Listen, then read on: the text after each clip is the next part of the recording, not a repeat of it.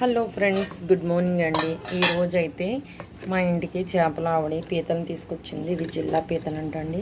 చాలా ఫ్రెష్గా ఉన్నాయి. పసుపేసి క్లీన్ చేసి ఇచ్చిందండి. ఇప్పుడైతే వీటితో నేను వంకాయ వేసి కూర వండబోతున్నాను. పీతల వంకాయ పులుసు పెట్టబోతున్నానండి.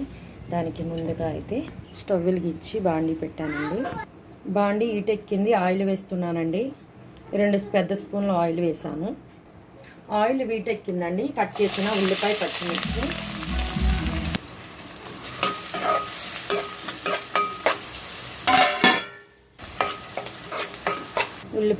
వేగింది కదండి. కాసంత పసుపు,